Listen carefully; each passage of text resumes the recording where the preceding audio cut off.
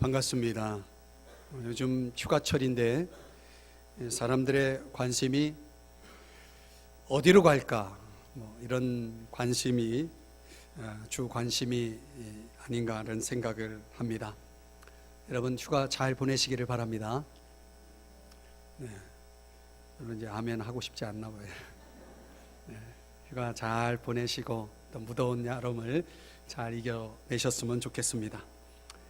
오늘 본문에 보면은 우리가 이제 10장 중반부에 와서 말씀을 묵상하는데 14절을 한번 다시 보실까요? 여기 보면 바울이 우상 숭배하는 일을 피하라 이렇게 명령을 하고 있습니다. 이게 말하자면은 가지 말아야 할 곳, 하지 말아야 할 일에 대해서 말씀하고 있는 것이죠. 그러니까 신앙생활은 두 가지를 잘해야 됩니다. 해야 할 것을 해야 합니다. 이런 걸 가르쳐서 따라하십시다.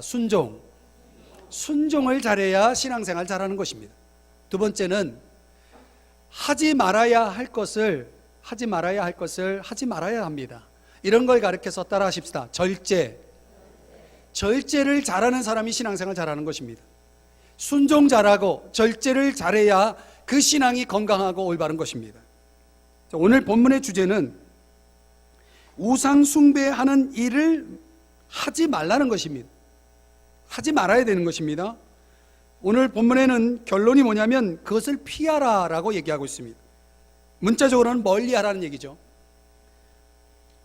급박하고 아주 신속한 행동을 요구하는 그런 의미를 가진 단어를 사용하고 있습니다. 그래서 우상 숭배하는 일을 피할 때는 고민할 것이 없습니다. 주저할 것이 없습니다. 빨리 피해야 합니다.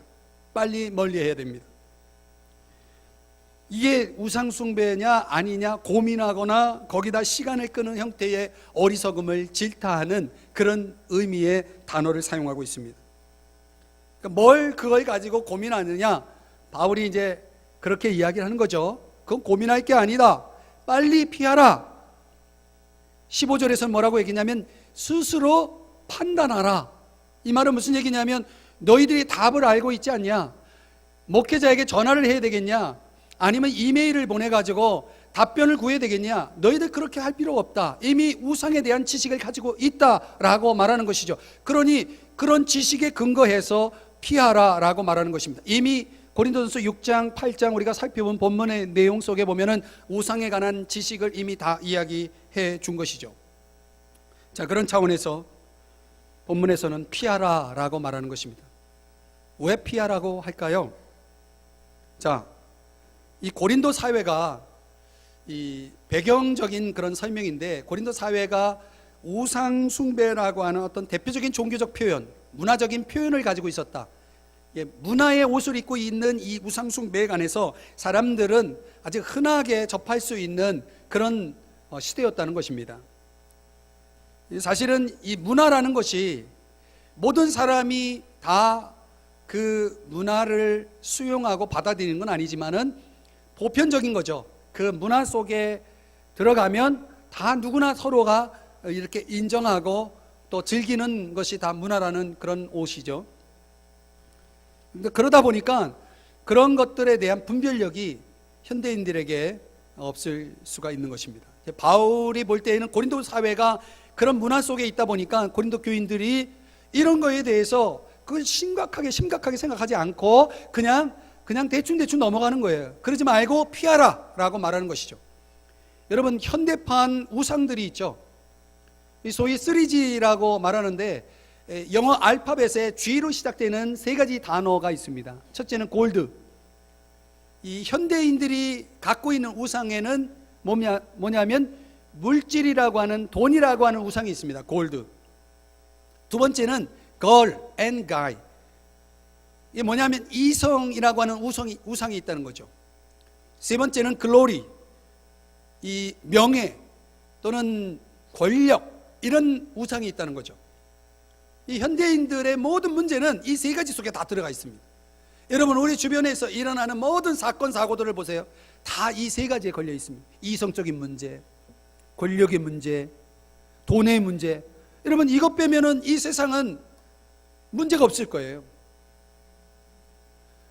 우리가 세상 살아가는 동안 저와 여러분이 어떻게 보면 이성이라는 것, 물질이라는 것, 명예라고 하는 것이 필요해요. 이 자체가 없을 수는 없어요. 그러나 이것이 우상이 되어서는 안 되겠죠. 이것 때문에 죄짓고, 이것 때문에 다른 사람들을 해하고, 이것 때문에 가정을 파괴하고, 이런 것들이 있어서는 안 되겠죠. 세상 사람들이 숭배하는 이 대표적인 우상들을 포함해서 바울은 뭐라고 얘기냐면 피하라, 멀리하라, 도망치라, 이렇게 이야기하고 있는 것입니다. 그럼 우리가 세상 속에서 말하는 이 3G 세상 우상이 4G도 있고 5G도 있겠죠. 더 많은 우상들이 있겠지만 그런 우상들을 조심하고 피할 뿐만 아니라 우리 그리스도인들이 피해야 할 또 우상 숭배가 있다는 것입니다. 세상에만 우상이 있는 것이 아니라 이 교회라고 하는 신앙 공동체 속에도 우상이 존재한다는 것이에요. 그러니까 바울이 우상 숭배하는 일을 피하라라고 말할 때에는 단순히 고린도 사회가 겪고 있는 그런 문화적인 차원에서의 처방이 아니고, 명령이 아니고 그들 공동체 속에 존재할 수 있는 우상 숭배까지 포함하고 있다는 것이죠. 자, 그러면 교회라고 하는 공동체 속에 존재하는 우상 숭배는 무엇이 있을까요? 크게 세 가지가 있습니다. 첫째는 영적인 우상입니다. 영적인 우상. 한번 따라 하십시다. 영적인 우상. 이 영적인 우상은 일종의 신비주의입니다. 신비주의. 여러분, 기독교라고 하는 것은 분명히 신비가 있습니다. 저도 신앙 초기에 20대 초반에 예수님을 믿었을 때 이 신비 때문에 놀랐어요. 기독교에 이런 신비가 있네. 그런 어떤 일종의 놀라운 그런 체험들이 우리 신앙의 세계 속에 들어올 때는 굉장히 신앙이 뜨거워지는 그런 좋은 점도 있습니다. 그런데 이 신비주의가 문제가 생길 때가 있어요. 우상이 될 때가 있다는 것입니다. 자기가 가진 어떤 신비적인 체험을 너무나 소중히 여긴 나머지 성경도 안 보고 설교도 안 듣고 기도도 안 하고, 이게 뭐냐면 자신의 체험 자체가 그냥 말 그대로 전부인 것입니다. 다른 것은 다 소용없는 것입니다. 이런 사람은 정상적으로 교회 생활이 잘 안 됩니다. 교회의 지시를 받지 않습니다.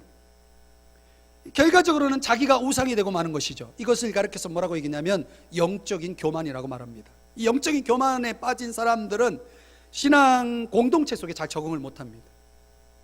조심하십시오. 영적인 우상이 있습니다. 두 번째는 이성적인 우상이 있습니다. 지식적 우상입니다. 이런 이야기가 있어요. 어느 날 그 유명한 무디 목사님이 수천 명이 모여있는 그 청중들 앞에서 설교를 하게 되었다고 합니다. 그 당시에는 이런 마이크도 없는 시대에 정말 그 많은 회중들 앞에서 설교를 하니 얼마나 힘들었겠어요. 근데 막 뜨겁게 설교를 하니 성도들이 회중들이 은혜를 많이 받았습니다. 근데 그 회중 속에 아주 유명한 교수가 있었어요. 집회가 끝나고 이 교수님이 무디 목사님을 찾아와 가지고 이렇게 조용히 질문했습니다. 목사님, 제가 목사님 설교를 듣는 중에 영문법적으로 틀린 말을 16번이나 발견했습니다. 이분은, 이 무디 목사님이 초등학교도 나오지 않았거든요. 이 목사님이 어떻게 보면 문법적으로 볼 때는 너무나 말이 안 되는 그런 언변으로 설교한 내용들을 잡아낸 거예요. 16번이나. 여러분, 무디 목사님이 이런 대답을 했어요. 껄껄 웃으면서 잘못 세웠을 겁니다. 아마 더 많았을 거래요. 그러면서 그러나 하나님의 말씀을 전하느라고 애를 쓰고 있습니다. 제가 한 가지 질문이 있습니다. 당신은 그 많은 지식을 가지고 한 일이 무엇입니까? 이렇게 대답했다고 합니다. 사랑하는 여러분, 오늘날 지식이라고 하는 것이 이 신앙의 요소 속에 아주 중요한 자리를 잡고 있는 것은 분명합니다. 그런데 그 지식이 내 삶에 아무것도 할 수 없다면 그 지식은 무익한 것이죠. 지식을 갖는 것보다는 그 지식을 적용하는 것이 중요하고 따라와야죠. 근데 어떤 사람은 지식은 많은데 그 지식이 전혀 그들의 삶 속에 반영되고 그 영향을 주지 못한다면 그 지식이 무슨 소용이 있겠습니까? 기독교 저술가인 C.S. 루이스가 지적하기를 그런 형태를 가리켜서 시대적 속물근성이다 이렇게 얘기했습니다. 좀 표현이 좀 그런데 이 시대적 속물근성이라고 하는 이 단어를 용어를 사용해서 C.S. 루이스가 그런 정의를 내렸습니다. 우리 시대에 만연되어 있는 저속적인 지적 풍조들을 무분별하게 순종하는 태도와 사실에서 벗어나 있고 신뢰할 수 없는 가정들을 받아들이는 태도다 이렇게 정의를 내렸습니다. 오늘날 여러분 이 인터넷을 통해서 여러분 수많은 정보들이 떠돌아다닙니다.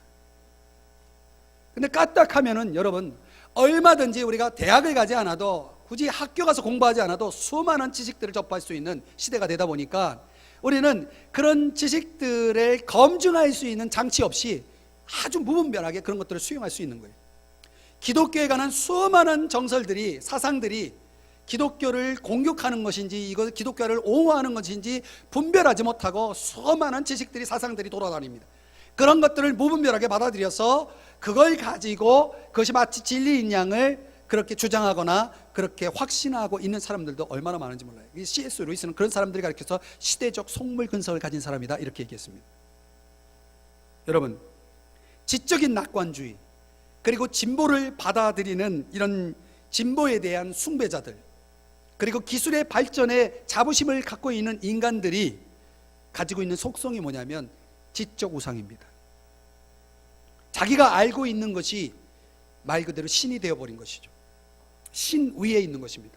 여러분 부탁드립니다. 기독교 진리를 가볍게 생각하지 마십시오.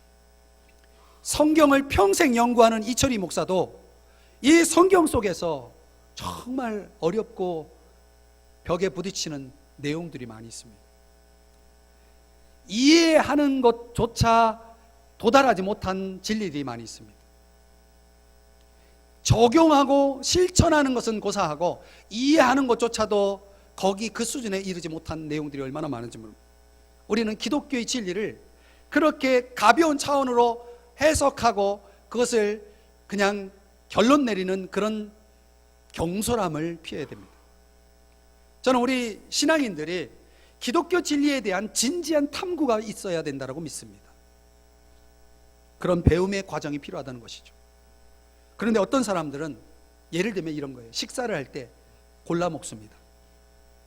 이걸 뭐라고 얘기해요? 잘하시네요. 이 신앙적인 편식자들이 있습니다. 자기가 듣고 싶은 것만 듣습니다. 자기가 듣고 싶은 것만 듣는다는 얘기는 무슨 얘기냐면 자기 입맛에 맞는 것만 받아들인다는 거죠. 이것은 그 사람이 가지고 있는 지적 우상의 틀입니다. 자기가 가지고 있는 이 틀 속에 모든 것을 가다 두는 것입니다. 거기다가 하나님도 집어넣고 성경도 집어넣고 체험도 집어넣고 모든 신앙 공동체의 활동도 다 집어넣는 거기다 다 집어넣는 것입니다. 그런데 여러분 조심하십시오. 우리 인간이 가지고 있는 이성에는 뭐가 있어요? 한계가 있다는 것입니다. 여러분 박사학위를 받으면 다 박사입니까? 그 전문 분야에 자기가 전공한 분야의 박사이지 모든 것의 박사는 아니잖아요. 그런데 마치 자기가 알고 있는 지식이 모든 것을 대표하는 지식인 것처럼 그 지식을 주장하고 그 지식에 갇혀 있다면 그 사람은 굉장히 어리석은 거예요. 어떤 대학에 이성이 없이는 하나님은 없다, 하나님도 없다라고 하는 그런 내용의 벽보가 붙여 있다고 합니다. 여러분 이게 얼마나 건망진 것입니까? 자기 지식에 맞지 않는 것은 뭐든지 부정하는 이런 태도는 그것이 곧 이성적 우상, 지식적 우상에 빠져 있는 것입니다. 요즘 젊은이들 뿐만 아니라 우리 지성인들이 자신이 가지고 있는 지식의 틀 속에 이 신앙이라고 하는 이 어마어마한 세계를 담아 놓으려고 하는 시도를 서슴지 않고 있다는 것입니다.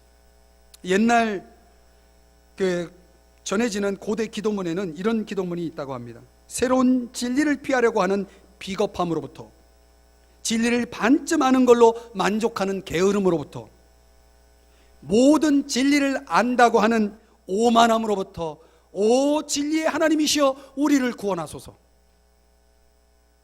사랑하는 여러분, 비겁하지 않습니까? 게으르지 않습니까? 오만하지는 않습니까?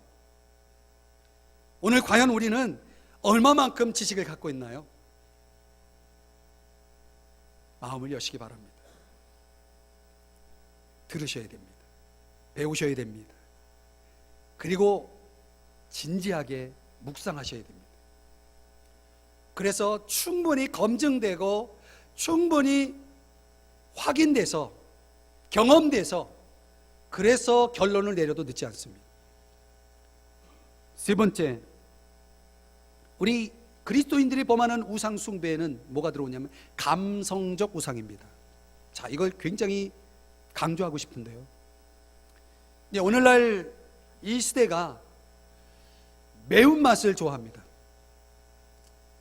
그래서 어떤 상품은 지구상에 존재하는 모든 매운 것을 종합한 그런 제품도 나오고 그렇습니다. 이게 뭘 현대인들이 원하는 거예요? 자극적인 거. 그런데 식품만 그런 것이 아니고 우리 신앙적인 요소 속에도 그런 자극적인 것들을 추구하는 사람들이 있습니다. 일종의 이 엑스타시라고 하는 그런 용어가 있는데, 이 엑스타시라고 하는 것은 조금 다른 용어로 바꾸면은 카타르시스 같은 거, 그런 거죠. 영적인 카타르시스, 환상적인 것, 그런 자극적인 그런 체험들을 추구하면서 그걸 즐기는 요소가 있다는 것이죠. 예, 물론 우리의 감성에 어떤 자극이 종종 필요합니다. 그래서 마음의 뜨거움이라는 것이 필요하죠. 그런데요, 여기에 한 가지 문제가 있습니다. 그것만을 추구하면 문제가 되는 겁니다. 제가 예를 들어서 우리 젊은이들이 많이 찾는 찬양 집회를 가보면 아주 열광적으로 찬양을 하죠. 이 앞에서 인도하는 사람뿐만 아니라 정말 뜨겁게 찬양하고 뜨겁게 막 춤을 추고 하나님을 예배하는 것 같습니다. 그런데 말씀의 시간이 되면 다 좁니다. 너무 열광적이어서, 너무 에너지를 다 쏟아서 그때부터 졸기 시작합니다. 이건 아닙니다. 그럼 뭔가 균형을 잃어버린 것입니다. 여러분, 신앙이라고 하는 것은 어느 하나를 강조하는 것은 치우친 것을 위험합니다. 그러니까 지정의라고 하는 것이 우리 인격체를 가리키는 것인데, 우리 인격체가 종합적으로 잘 균형 있게 자라가야 그 신앙이 올바른 신앙이지, 어느 한 지적인 요소, 감성적인 요소 또는 영적인 요소, 뭐 영적인 것만 중요합니까? 육체가 중요하지 않습니까? 우리 육체가 병나면 영적인 거 다 무너집니다. 여러분, 우리 육체의 건강을 유지해야 됩니다. 우리가 모든 것들이 종합적으로 이 종합 세트로 잘 균형 있게 성장하는 것이 올바른 신앙인데, 어떤 사람들은 그런 우상에 잘못 빠져가지고 그 하나만 몰입하다가 다른 걸 다 중요한 것들을 놓치고 마는 것이죠. 이 기독교 안에는 이런 전통이 있어요. 그러니까 중요한 것들을 강조했던 그 시대, 전통의 시대가 있습니다. 하나님은 우리를 종합적인 통전적인 시각을 통해서 우리의 신앙이 치우치지 않기를 원하시는 거죠. 하나님이 감사하게도 저는 모든 종파를 다, 종파라고 하면 안 되고 이 교단을 경험하게 하신 것 같아요. 그래서 저는 그런 면에서 하나님이 그런 훈련을 시켰던 것 같아요. 말씀 훈련 같은 거는 굉장히 침례교적인 차원에서 이 남침례 교단 같은, 미국의 남침례 교단 같은 경우는 굉장히 성경적인 훈련 시스템이 굉장히 잘 돼 있거든요. 그런 차원에서 하는 신학 교수님을 통해서 성경 훈련을 받았습니다. 제가 은혜는 순복음적으로 받았습니다. 굉장히 뜨겁게 받았습니다. 방언도 받고, 그리고 신비적인 체험도 많이 했습니다. 기도원도 많이 쫓아다니면서 영적 체험을 많이 했습니다. 그런데 이 두 가지 요소가 다 필요하더라고요. 그리고 제 모교에는 또 장로교입니다. 이 장로교 이 조직 시스템이 참 은혜롭습니다. 제 신앙적인 백그라운드는 이 다양한 종교, 신학은 또 제가 성결교에서 했습니다. 그래서 이름하여 짬뽕 목사입니다. 제가 모든 걸 하나님이 다 보게 하셨어요. 순복음적인 목사님들의 목회가 또 어떤 목회인지 제가 압니다. 침례교적인 목회를 하는 목사님들도 압니다. 장로교적인 목회를 하는 분도 제가 압니다. 성결교는 당연히 제가 압니다. 하나님 왜 그걸 보게 하시고 경험하게 하셨는가 가만히 생각해 보니까 균형이 잃지 말라고 하나님이 저를 그렇게 훈련시킨 것 같습니다.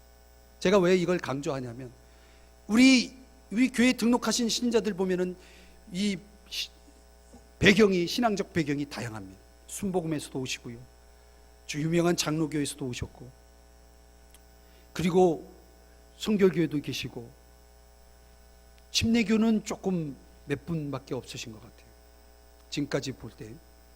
제가 그걸 보면서 하나님 다양한 분을 보내주셔서 감사합니다. 그래서 제 균형을 잃지 않으려고 합니다. 사랑하는 여러분, 신앙의 우상을 조심하십시오.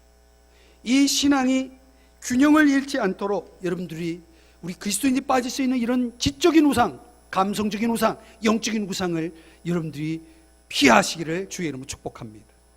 그럼 오늘 성경에서는 이런 우상들을 설명하고 있는 것이 아니고 이런 우상들을 뭐 해야 되냐? 피해야 한다라고 말씀하고 있습니다. 왜 피해야 할까요? 세 가지 이유를 제시하고 있습니다. 첫 번째는 우상 숭배는 헛되기 때문이다. 한번 따라 하십시다. 우상 숭배는 헛되다. 여러분, 제가 여러분에게 묻고 싶습니다. 아무런 도움도 안 되고 정말 헛된 것인데 여러분의 인생을 거기에다가 바치겠습니까?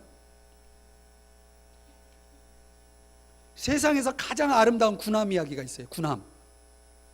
이 스웨덴 역사 속에, 이 역사 내용 속에 스웨덴 왕인 구스타프 2세 아돌프라고 하는 왕이 있었는데, 그때 그 왕이 통치하던 시대에 발트의 패권을 두고 독일과 치열하게 경쟁하고 있던 시대에 이 스웨덴 왕 아돌프가 그 발트의 패권을 확실하게 하기 위한 야심에 가득 차서 군함을, 자기가 생각한 군함을 건설하도록 명령을 내립니다.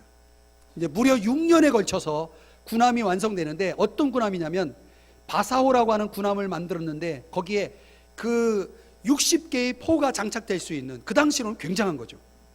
어마어마한 이 군함입니다. 그리고 한 100개 정도의 아주 화려한 장식품이 갖추어진 군함을 만들게 합니다. 그래서 6년에 걸쳐서 그 군함이 만들어졌는데, 이 군함이 이제 다 완성돼서 항해한 첫날 몇 시간 못 가가지고 배가 바다에 빠져버리고 맙니다. 왜 그렇게 된지 아십니까? 이 무게가 그 배가, 군함이 항해할 수 있는 그 선을 넘어선 거예요. 중심을 잃어버리고 배가 그만 좌초되고 막 파손하고 말았습니다. 여러분, 제가 묻겠습니다. 이 바사호가 군함입니까? 군함은 군함이죠. 그러나 군함으로는 역할을 한 번도 한 적이 없습니다. 그럼 무려 400년 동안 바닷속에 갇혀 있다가 400년 만에 그 배를 인양해 가지고 지금은 박물관이 되어 사용되고 있다고 합니다. 사랑하는 여러분, 지금 우리가 하고 있는 일이 이런 일이 될 수가 있다는 것입니다. 본질이 아닌 것, 지엽적인 것, 목적이 아닌 거칠해, 겉은 굉장히 화려한데 그 속내가 제대로 본질적이고 궁극적인 목적이 아닌 헛된 것을 추구하고 있다면 결국 우리는 세상에서 가장 아름다운 군함을 만들고 있는 모양, 결과적으로는 아무것도 이룰 수 없는 그런 인생이 되고 말 것입니다. 오늘 성경이 뭐라고 얘기합니까? 19절을 보십니다. 우상의 제물은 무엇이며 우상은 무엇이냐? 이 바울이 수학적인 질문을 많이 던져요. 여기에는 답은 없습니다. 왜? 답은 청중이 내려야 됩니다. 우상이 뭡니까? 말씀드리면 우상은, 따라 하십시다. 우상은 아무것도 아니다. 이미 우리가 앞에서 살펴봤어요. 우상은 아무것도 아니에요. 그런데 그 아무것도 아닌 절대적 비존재를 20절을 보십니다. 제사를 드립니다. 그 우상 앞에. 이방인이 제사하는 것은 귀신에게 하는 것이요. 여러분, 아주 중요한 원리를 설명하고 있어요. 저를 보세요. 우상 제물, 이 우상에게 바치는 우상 제물이나 우상이라고 하는 이 자체는, 이건 실존적인, 아주 실제적인 차원에서 보면 비존재입니다. 존재하지 않는 거예요. 아무것도 아니에요. 그런데 그 아무것도 아닌 걸 놓고 그것에 제사를 드리고 그것을 숭배한다면 도대체 이 행위는 무엇이란 말입니까? 그 행위 속에는 그 우상 숭배의 배후에 있는 마귀와 접촉이라는 거예요. 마귀와의 접촉, 귀신들과의 접촉.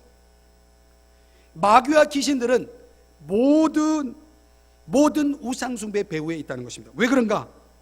우상 숭배는 결과적으로는 어떤 목적을 가지고 있냐면 하나님으로부터 멀어지게 하는 것입니다.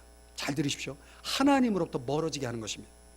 마귀가 저와 여러분을 향해서 공격하는 가장 궁극적인 목표는 저와 여러분이 하나님을 멀리하게 하는 것입니다. 여러분, 말세의 징조가 뭔지 아십니까? 말세의 징조는 변절입니다. 변절이 뭡니까? 신앙을 버리는 것입니다. 신앙을 버리는 것. 어느 불가지론자가, 이 불가지론자들은 하나님을 인정하는 사람이 아닙니다. 있을 수도 있고 없을 수도 있고, 그러나 결론은 없는 거죠. 이 불가지론자들이 있는데 그 중에 어떤 사람이 이렇게 얘기했어요. 예수가 죽은 지 얼마 안 돼요. 그를 따른다고 하는 자들이 예수의 혁명적인 삶의 원리를 포기하고 따르지 않았다. 이렇게 비꼬았습니다. 하나님 믿지 않는 사람이 예수의 역사를 보니까, 성경의 역사를 보니까 예수를 따른다고 그렇게 큰 소리 쳤던 사람들이 진작 예수님이 죽은 이후에는 그의 혁명적인 삶의 가르침을, 교훈을, 원리를 따르지 않고 포기하고 떠났다는 것입니다. 사랑하는 여러분, 그런 일들이 지금 얼마나 많이 일어나는지 모릅니다. 여러분 주변에 흔하게 볼 것입니다. 변절자들을. 말세의 징조가 뭡니까? 지진이 일어나는 거예요? 말세의 징조가 전쟁? 그런 것도 징조가 될 수 있겠죠. 그러나 가장 무서운 징조는 신앙을 떠나는 사람들이 많아지는 거예요.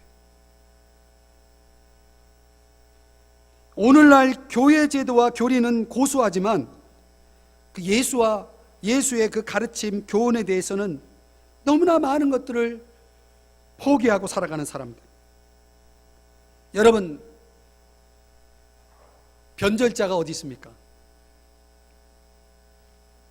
지금도 마귀와 악한 영들은 사람들의 마음과 생각을 공격해서 죄짓게 하죠. 그러나 죄 짓는 것으로 끝나지 않고 결과적으로는 어떻게 하냐면 하나님에게서 멀어지게 한다는 것입니다.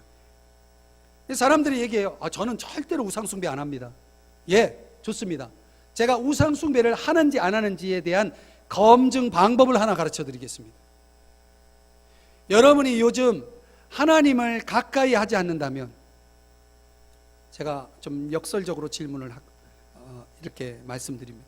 하나님을 가까이 하지 않는다면, 경건 생활을 소홀히 하고 있다면 그 사람은 우상숭배에 빠져 있는 사람입니다. 자기가 인정을 하든 안 하든 간에, 왜 우상숭배의 배후에 역사하는 마귀의 목표와 일치하기 때문에 그렇습니다. 여러분은 알고 하나님을 멀리하게 만드는 모든 요인들은, 그것은 곧 내가 우상숭배에 빠져 있다는 증거고, 그것은 궁극적으로 가면은, 결과적으로 보면은 하나님을 떠날 가능성이 있는 위험 신호인 것입니다. 예배를 멀리해요. 한국교회의 전통이라는 것은 이렇게 예배 중간중간에 주일과 주일 사이가 있었습니다. 주일만 있었던 게 아니고 주일 성수라는 고유의 좋은 전통이 있었을 뿐만 아니라 그 주일과 주일을 이어가는 다리가 하나 있었어요. 그게 뭐냐면 수요 예배고 금요 기도였습니다. 오늘날 많은 교회들이 수요 예배를 없애고 있고 금요 기도회를 없애고 있습니다. 저도 요즘 고민 중입니다. 이게 뭘 의미하는지 아십니까? 그만큼 멀리하고 있는 거예요. 주일 말씀이, 주일의 은혜가 며칠 갑니까? 저문 나가면 그냥 끝나요. 그래서 우리 한국교회를 지탱하게 만들었던 고유의 전통 중에 수요 예배가 굉장히 큰 역할을 했다는 거 여러분 아셔야 됩니다. 새벽 기도의 전통도 있지만 거기까지는 얘기를 안 하고, 이렇게 주중에 드리는 예배가 우리의 바쁜 일상 속에서도 그냥 그 시간 되면 달려왔어요. 왜? 내가 살기 위해서, 내 신앙이 살기 위해서, 내 믿음이 견고해지기 위해서, 지키기 위해서 그런 전통을 지켜왔던 것입니다. 오늘날 하나님과 멀어지는 증세 중에 하나가 뭐냐면 예배가 없어지기 시작합니다. 가정 예배 없어지고, 구역 예배 없어지고, 공적 주중 예배 없어지고, 주일도 오전, 오후, 저녁 뭐 이런 예배 있다가 하나 없애고 자꾸 없앱니다. 예, 편하죠. 좋죠. 목사도 좋아요. 저도 설교 한번 준비하려면 아주 일주일 내내 아주 얼마나 고통스러운지 몰라요.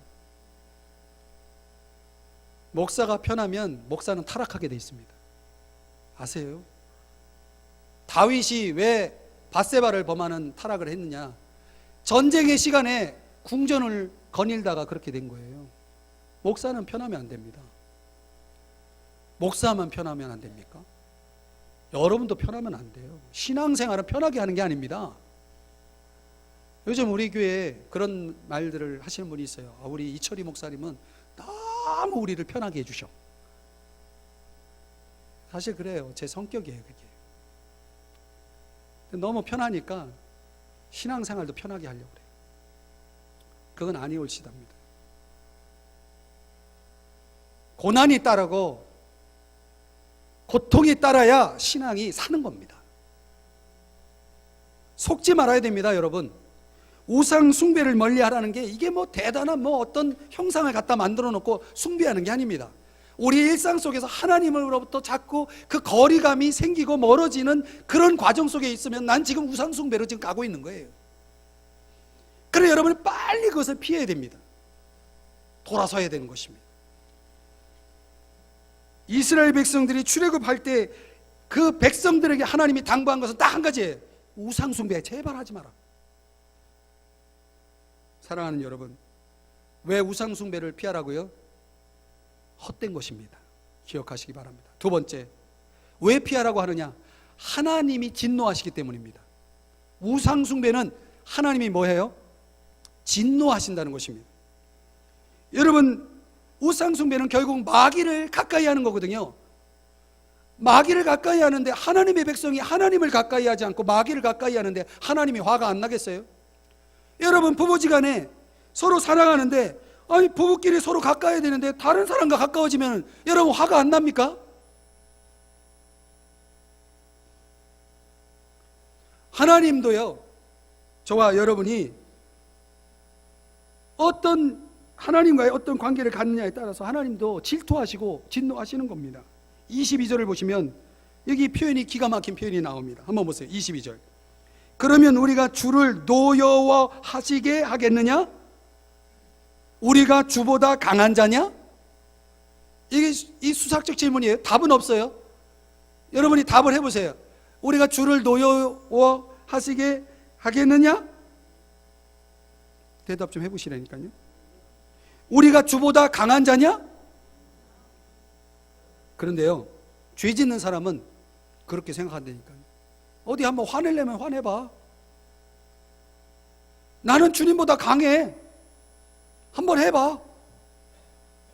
여러분, 죄에 대해서, 우상숭배에 대해서 분노하시는 하나님을 의식하면 그런 행동할 수 없는 거예요. 신명기 32장 21절에 보면 하나님이 아닌 것으로 내 질투를 일으키며 허무한 것으로 내 진노를 일으켰나니. 이스라엘 백성의 문제는 뭐냐면 하나님 의식이 부재한 것입니다.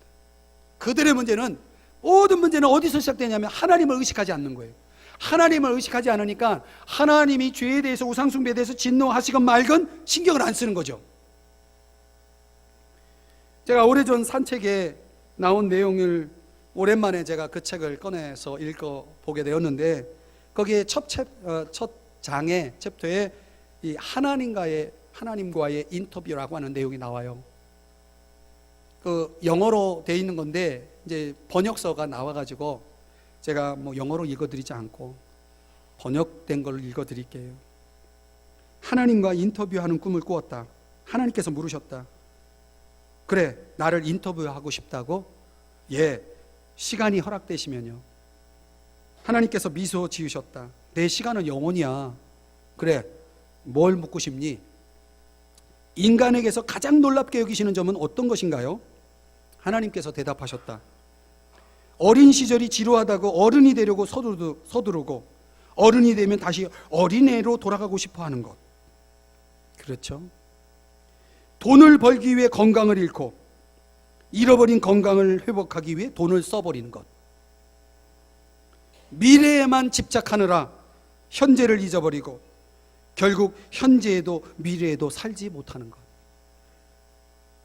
결코 죽지 않을 것처럼 살다가 마치 하루도 살아보지 못한 사람처럼 죽는 것. 이런 것들이란다. 내가 다시 여쭈었다. 저희들의 어버이로서 당신의 자녀들에게 줄 교훈은 어떤 것들이 있죠? 억지로 누군가가 너희를 사랑하도록 할 수는 없지만 스스로 사랑받는 자가 될 수는 있다는 것을 배워야 하느니라. 자기 자신을 남들과 비교하는 것은 나쁜 것임을 배워야 하느니라. 용서를 실천함으로써 용서하는 법을 배워야 하느니라. 사랑하는 사람에게 상처를 주는 것은 몇 초밖에 걸리지 않지만 치유하는 데는 여러 해가 걸릴 수 있다는 것을 배워야 하느니라. 가장 많이 가진 자가 부자가 아니라 필요한 것이 가장 적은 자가 부자라는 사실을 배워야 하느니라. 사람들은 깊이 사랑하면서도 아직 감정을 표현하는 법을 모르고 있을 뿐임을 배워야 하느니라. 두 사람이 같은 것을 보지만 다르게 볼 수도 있다는 것을 배워야 하느니라. 서로 용서하는 것으로는 부족하나니 너희는 또한 스스로를 용서해야 함을 배워야 하느니라. 이제 답변이 끝났습니다. 시간을 내주셔서 감사합니다. 그 밖에 또 들려주실 말씀은요, 내가 겸손하게 여쭈었다. 하나님은 미소 지으시며 말씀하셨다. 늘 명심해라. 늘 내가 여기 있다는 사실을. 언제까지나 여기 있다는 사실을. 사랑하는 여러분, 하나님은 언제까지나 여기 있다는 사실. 여러분이 있는 곳에 하나님 늘 있다는 사실을 의식하셔야 됩니다. 그래야 여러분이 우상 숭배를 멀리할 수가 있는 것입니다. 거룩하신 하나님을 의식하십시오. 여러분, 하나님을 두려워하셔야 됩니다. 물론 하나님은 사랑의 하나님이세요. 그러나 여러분, 하나님은 죄를 참아 보실 수 없는 분이십니다. 거룩하신 분이십니다. 요셉이 그 여인의 유혹을 받았을 때 내가 어떻게 하나님 앞에서 득죄하리까 하면서 그 현장을 떠났던 이 의식이 오늘 우리 모두에게도 있어야 한다는 것입니다. 여호와를 두려워하는 자는, 경외하는 것은 악을 미워하는 것이다. 악을 미워한다는 게 뭡니까? 하나님을 두려워한다는 겁니다. 하나님을 두려워하는 사람은 어떤 삶을 삽니까? 악을 미워하는 삶을 사는 것입니다. 사랑하는 여러분, 하나님을 두려워하시는 여러분 되시기를 주의 이름 축복합니다. 세 번째는 하나님을 사랑해야 하기 때문에 우리는 우상숭배를 멀리해야 됩니다. 여러분, 하나님이 인간을 창조한 목적은 하나님과 우리 사이가 사랑의 관계 속에 있기를 원하셔서 사랑의 교제를 위해서 인간을 창조하셨고, 그 인간을 창조하면서 하나님이 우리 인간에게 주신 최고의 선물은 자유의지입니다. 자유의지.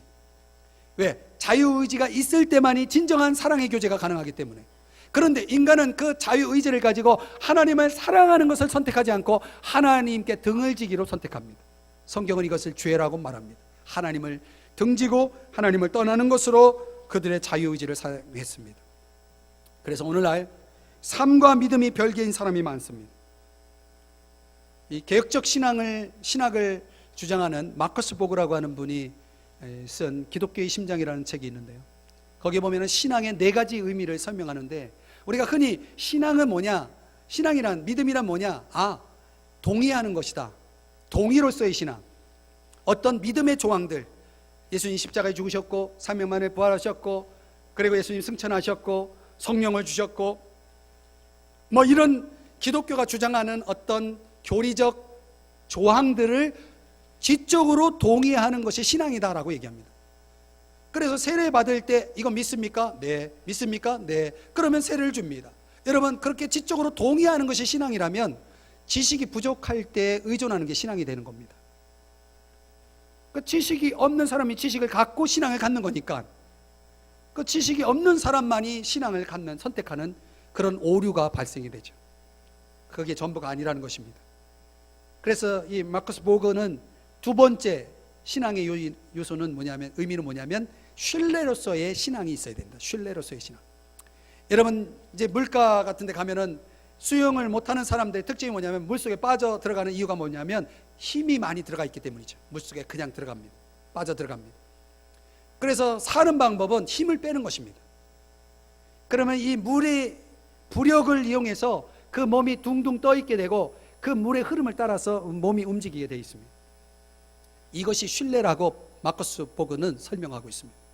하나님께 그렇게 전폭적으로 내 인생을, 내 삶을 이렇게 나를 맡기는 것이 바로 신뢰다. 신앙에는 그런 맡김이 있어야 된다. 그 신뢰의 반대말이 뭡니까? 근심, 걱정이에요. 그래서 그 사람의 신앙의 어떤 평가, 신앙의 평가의 그 기준이 뭐냐면 얼마나 근심이 있느냐. 그러면 그 사람의 신앙이 딱 평가가 된다는 얘기죠. 여러분 얼마만큼 주님을 신뢰하십니까? 여러분의 신앙의 현주소를 점검해 보세요. 그런데 여기서 끝나지 않고 그 신앙의 세 번째 의미는 뭐냐면 충실함으로써의 신앙입니다. 충실함으로써의 신앙. 이 말은 무슨 얘기냐면 기독교는 절대적인 것이라는 거죠. 그래서 하나님 신앙이라고 하는 것은 그분에게만 충성을 다하는 것이다. 그분을 위해서 사는 것이다 라는 거죠. 근데 충성의 대상이 하나님이 아닌 다른 것에 그 충성을 다하면 그건 신앙이 아니라는 것입니다. 그래서 우상 숭배를 빠진 사람을 가리켜서 영적인 간음이다 라고 얘기하는 것입니다. 충성을 다른 곳에다가 하는 것이기 때문에 우상 숭배는 영적인 간음인 것입니다. 그래서 여러분 하나님께 충실한 신앙을, 올바른 신앙을 가진 사람의 특징이 뭐냐면 하나님을 사랑합니다. 하나님을 사랑하면 하나님이 사랑하시는 대상을 사랑하게 돼 있습니다. 하나님이 사랑하는 교회를 사랑하게 돼 있고, 하나님이 사랑하는 이웃을 사랑하게 돼 있고, 하나님이 사랑하는 가족을 사랑하게 돼 있고, 하나님이 사랑하는 영혼을 사랑하게 돼 있고, 이렇게 돼 있습니다. 여러분 충실함으로써의 신앙을 가지고 있나요? 그 신앙 속에는 그게 들어와야 된다는 거예요. 네 번째는 보는 방식으로서의 신앙인데, 사람이 신앙이 있느냐 없느냐의 그 차이는 뭐에 달려있냐면 보는 관점이 달라진다는 거죠. 옛날에 예수 믿기 전에 내가 세상을 보던 방식과 예수 믿고 나서 내가 세상을 보는 방식이 달라지는 것입니다. 세상은 그저 먹음직스럽고 보암직스럽고 정말 탐스러운 그런 유혹의 대상이었던 그런 세상이 예수 믿고 나서는 은총으로, 하나님의 은총으로 덮여 있는 곳. 그래서 우리가 세상 속에 살아가는 동안 저와 여러분이 뭘 볼 수 있는 눈이 있어야 되냐면 하나님의 은혜를 볼 수 있는 눈이 있어야 된다. 하나님의 은혜가 뭔지를 깨닫고 살아가는 사람들은 신앙이 있는 사람이다, 이렇게 얘기하는 것입니다. 그래서 이 마커스 보그의 이 정의를, 네 가지 의미를 함축적으로 말하면 그는 이렇게 얘기합니다. 믿는다는 것은 동의하는 게 아니다.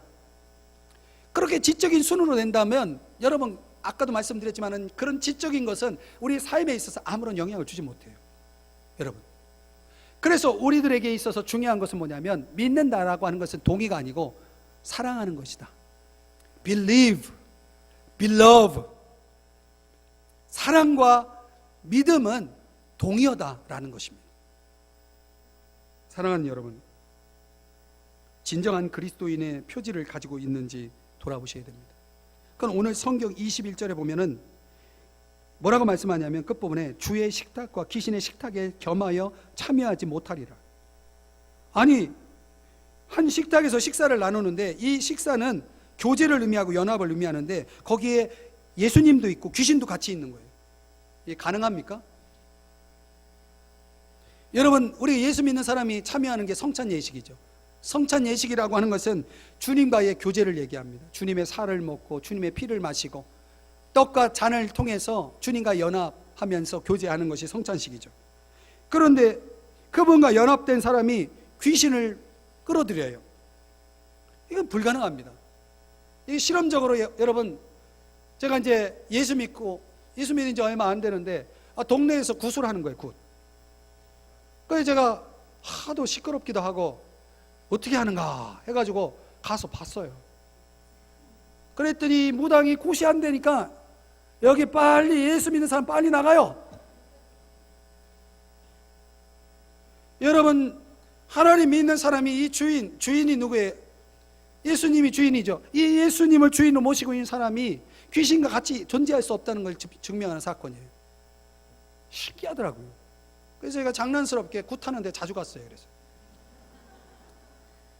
굿 못하게 하려고. 진짜 못해요. 예수님 가짜로 믿는 사람은 가면 무당이 굿을 잘합니다. 그러니까 믿는 사람이 아니니까. 사랑하는 여러분, 우리 믿는 사람이 두 주인을 섬길 수 있습니까? 불가능합니다. 이런 양다리 걸친 신앙은 혼합주의입니다. 이 혼합주의에 빠진 사람의 증상이 세 가지가 있는데, 첫째는 자기기만입니다. 이 자기기만이라는 게 뭐냐면, 이러면 안 되지 이렇게 생각을 해요. 그러면서 스스로 뭐라고 얘기하냐면, 이건 내 마음은 안 그렇고 겉으로만 그러는 거야, 이런 식으로 자기 스스로를 속이는 것, 이게 자기기만입니다. 두 번째는 뭐냐면, 이런 사람이 있어요. 기회주의. 뭐 이래도 좋고 저래도 좋고, 신앙이 분명하지 않은 사람은 이것도 좋고 저것도 좋아요. 그래서 어느 날은 기도하고 어느 날은 점치고.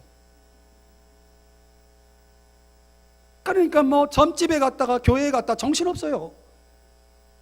어떤 사람은 점집에 가서 기도하고 교회에 와서 점치고, 이게 교회인지 점집인지 모르는 요상한 그런 신앙들이 나타날 수가 있는 것이죠. 이런 기회주의, 이게 맞든지 저게 맞든지 그냥 맞으면 좋다는 거예요. 여러분, 이거는 혼합주의고 이거는 주인이 둘인 거예요. 이거는 불가능한 거예요. 이건 신앙이 아닌 것입니다. 상대주의, 다 좋은 게 좋은 건데 기독교가 제일 좋은 거야. 이거는 여러분 상대주의가 다원적 신앙이라 해가지고 이거는 올바른 신앙이 아닙니다. 다 좋은 게 아닙니다. 여러분, 기독교는 절대적인 거고 우리의 충성은 예수 그리스도 그분에게 드려져야만 하는 신앙인 것입니다. 그렇기 때문에 사랑하는 여러분 마음으로 정하셔야 됩니다. 여러분 주인이 누굽니까? 정하셔야 됩니다. 옛날 로마의 황제가 기독교인들이 자꾸 늘어나니까 신하들을 불러다 놓고 회의를 했어요. 야, 이 기독교인들이 너무 늘어나면 안 되겠다. 얘네들을 다 죽이든지 어떻게 좀 숫자를 늘지 못하도록 좀 해야 되겠다 하니까 신하가 반대합니다. 안 됩니다. 황제요, 기독교인들 죽이면 순교하면 저들이 더 열심히 신앙생활을, 그 순교자들을 보면서 더 열심히 합니다. 안 됩니다. 그러니까 한 신하가 또 얘기하기를, 그럼 그냥 잔인하게 고문합시다. 그러니까 안 됩니다. 잔인하게 고문하면 그들은 십자가의 고난에 동참한다고 즐거워합니다. 오히려 하늘의 상급이 크다라고 말하면서 더 열심히 신앙생활합니다. 안 됩니다. 그러는 거예요. 그러니까 한쪽에 조용히 있던 신하 하나가 조용히 이렇게 제안합니다. 황제요, 제가 한 가지 방법이 있는데 기독교인들을 편안하게 즐기게 놀게 좀 그런 환경을 만들면 됩니다. 그러면 분명히 그들은 그런 환경 속에서 죄 지을 거고, 그러면 기독교는 있어도 아무런 힘을 발휘하지 못합니다. 그러니까 만장일치. 사랑하는 여러분, 기독교인을 없애는 가장 무서운 방법이 뭔지 아십니까? 편안한 겁니다. 여러분, 신앙의 목표가 뭡니까? 그냥 편안한 겁니까? 아닙니다, 여러분. 그런 아주 저차원적인 유치한 신앙의 목표는 이제 버리시기 바랍니다. 여러분, 제가 기독교를 선택하고 제일 먼저 경험한 게 뭔지 아십니까? 평안이었어요. 세상에 어디 가서도 찾아볼 수 없는 평안을 제가 얻었어요. 야, 기독교는 평안의 종교구나. 근데 제가 신앙생활을 해보니까요, 그게 전부가 아니더라고요. 평안하기 위해서 신앙을 찾는다면 얼마나 많은 사람들이 사찰을 갑니까? 왜 가는지 아세요? 저도 불교 신자였지만 사찰에 가는 이유가 평안해서 가는 거예요. 여러분, 굳이 평안을 원한다면 꼭 기독교를 선택할 이유가 없습니다. 사랑하는 여러분, 이 기독교인들이 편안한 삶을 신앙의 목표로 삼는다면 이건 위기입니다. 이건 절대적으로 위기입니다. 오늘 저와 여러분이 하나님을 믿는 이유는 그 정도 수준이 아닙니다. 하나님이 이 땅에 사는 동안 그 70, 80 그 짧은 인생을 사는 동안 우리를 편안하게 해주기 위해서 십자가에 죽으셨습니까? 아닙니다, 여러분. 예수님이 이 땅에 오셔서 십자가에 죽으신 이유는 저와 여러분에게 영원한 생명을 주시기 위해서 오신 것입니다. 우리는 이 땅에서의 삶을 끝날 사람들이 아닙니다. 영원한 삶을, 영원한 생명을 누리는 그런 놀라운 삶을 살게 하기 위해서 주님은 우리를 위해 죽으셨다는 사실을 잊지 마셔야 되는 것입니다. 성경을 경고합니다. 그리스도를 향하는 진실함과 깨끗함에서 떠나 부패할까 두려워하라. 독일의 소설가인 장파울이라고 하는 분이 이런 글을 우리에게 전해줍니다. 인생은 한 권의 책과 비슷하다. 어리석은 사람은 아무렇게나 책장을 넘긴다. 여러분, 인생을 그렇게 사는 사람이 있습니다. 아무렇게나 대충 막 바쁘게 막 넘겨버립니다. 그런데 현명한 사람은 차분히 읽는다. 한 장 한 장 진지하게 그 내용을 음미하면서. 여러분, 우리 인생은 대충 헛된 것에 그저 그렇게 살아가야 될 그런 인생이 결코 아니라는 사실을 여러분 깨달으시기 바랍니다.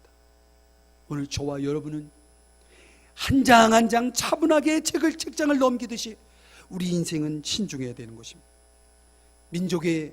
민족 청년 시인 윤동준 님이 우리에게 전해준 그 시의 고백처럼 말이죠. 하늘을 우러러 한 점 부끄러움이 없기를. 그 다음부터는 여러분이 알아서 한 점 부끄러움이 없기를. 여러분, 우리는 그런 수준 있는 삶을 살아야 될 줄 믿습니다.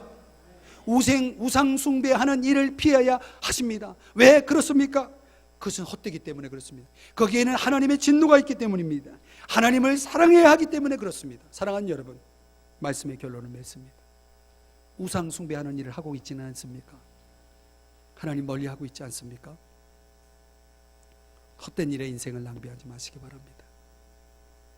하나님을 경외하며 사시기를 바랍니다. 하나님을 두려워하셔야 됩니다. 하나님을 사랑하시기 바랍니다. 하나님을 기쁨으로 섬기시기를 바랍니다. 오늘 이 무더운 여름 더위와 싸우지만 우리 이 영적인 싸움에서도 이깁시다. 더위도 이기시고 건강하게 8월을 보내시고, 또 우리의 이 신앙적 싸움에서 우상 숭배를 멀리하는 이 싸움에서 오늘 저와 여러분이 다 승리할 수 있기를 예수님의 이름으로 축복합니다. 기도하시겠습니다.